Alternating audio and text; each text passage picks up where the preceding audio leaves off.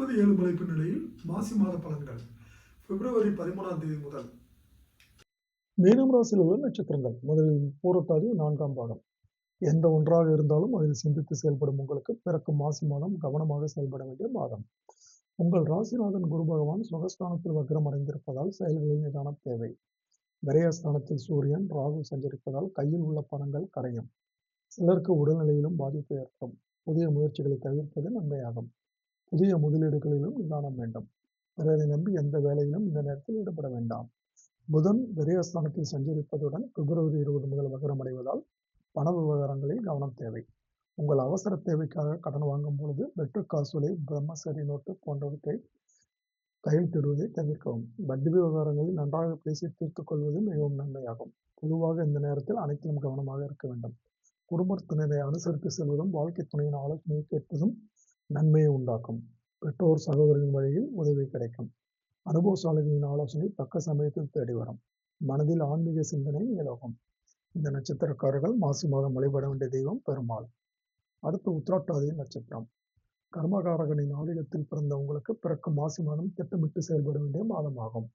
March 6ஆம் தேதி வரை விரயஸ்தானத்தில் உள்ள சனி செலவுகளை அதிகரிப்பார், அலைச்சலை ஏற்படுத்துவார், மனதில் நிம்மதியற்ற நிலையை உண்டாக்குவார். மார்ச் 6ஆம் தேதி முதல் சனி நிதானமற்ற போக்கினை உங்களுக்கு ஏற்படுத்துவார். திட்டமிடாமல் சில வேலைகளில் ஈடுபட்டு சங்கடத்திற்கு ஆளாக வேண்டி வரும்.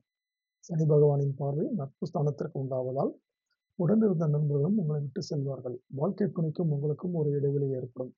மேலதிகாரிகளால் நெருக்கடிகள் தோன்றும். தொழிலில் கூடுதல் கவனம் தேவை என்றாலும் பிப்ரவரி 21 வரை லாபஸ்தானத்தில் சஞ்சரிக்கும் செவ்வாயும் மாதம் முழுவதும் சத்ருஜயஸ்தானத்தில் சஞ்சரிக்கும் கேதுவும் உங்களுக்கு வரும் நெருக்கடிகளை இல்லாமல் செய்வார்கள்.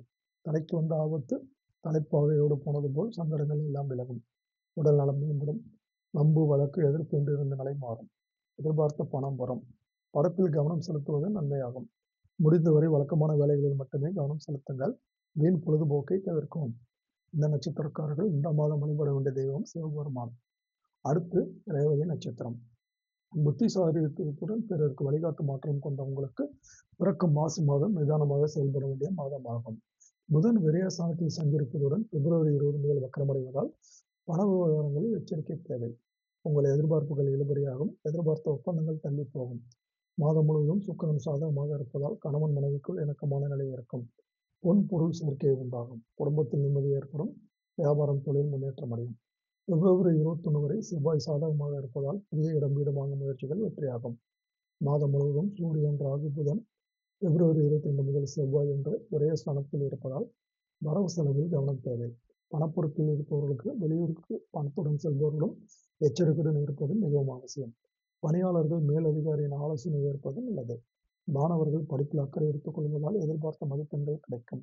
நண்பர்களால் உதவி கிடைக்கும். இந்த நட்சத்திரக்காரர்கள் மார்ச் மாதம் வழிபட வேண்டிய தெய்வம் முருகப்பெருமான். முருகப்பெருமானை வழிபட வாழ்வில் வளம் கூடும்.